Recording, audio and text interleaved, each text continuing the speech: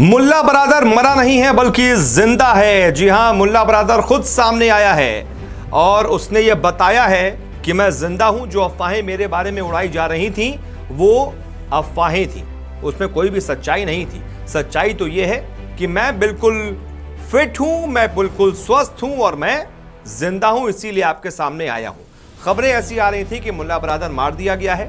पिछले दिनों राष्ट्रपति भवन में कुछ हक्कानी के साथ कुछ भिड़ंत हुई है, जिसके बाद खबर आ रही थी कि दोनों के समर्थकों के बीच जबरदस्त भिड़ंत हुई और उसमें मुल्ला बरादर को चोट उठाई है। या तो मार दिया गया या तो भाग गया है। लेकिन अब बरादर सामने आ गया है और कह दिया कि मैं नहीं भागा हूं, ना ही मुझे चोट आई है, मैं पूरी तरीके से स्वस्थ हूं। लेकिन अंदर की खबर है क्या? अंदर की खबर बड़ी दिलचस्प है और अंदर की खबर तो यही है कि वाकई में हक्कानी के साथ मुल्ला बरादर की भिड़ंत हुई थी। क्यों हुई थी, किस वजह से हुई थी, हुआ क्या था और अब बरादर ने कहा क्या है, जरा समझते हैं इस रिपोर्ट में।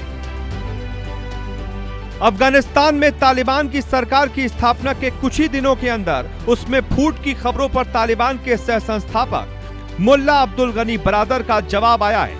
मुल्ला बरादर ने बुधवार को अफगानिस्तान में तालिबान की नई कार्यवाहक सरकार में आंतरिक दरार का खंडन किया और इस बात से इनकार किया कि वो काबुल में राष्ट्रपति भवन में झड़प के दौरान घायल हो गए थे।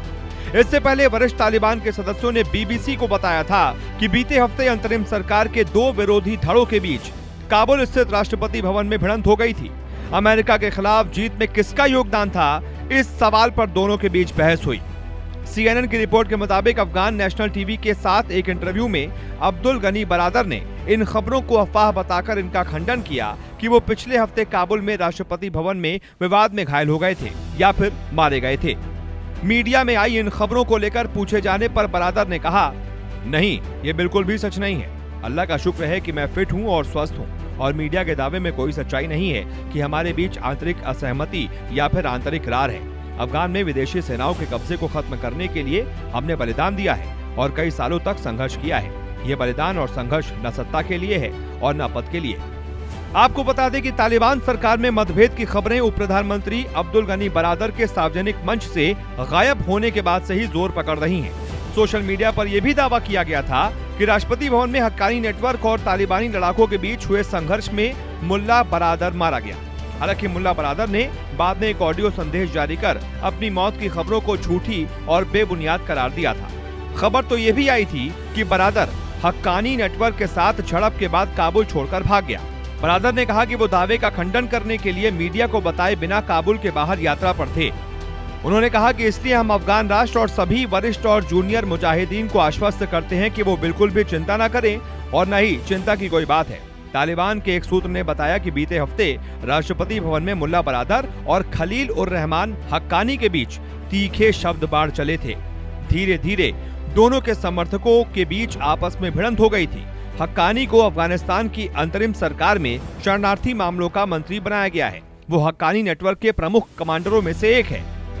अब आपको बताते हैं कि आखिरकार बरादर और हक्कानी के बीच भिड़ंत हुई क्यों।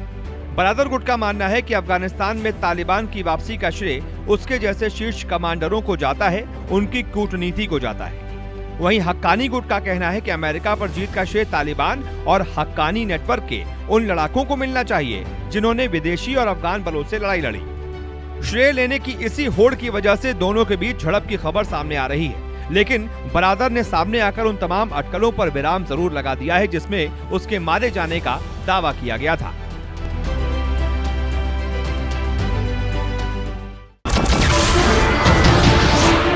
नमस्कार, मैं हूं मानक गुप्ता।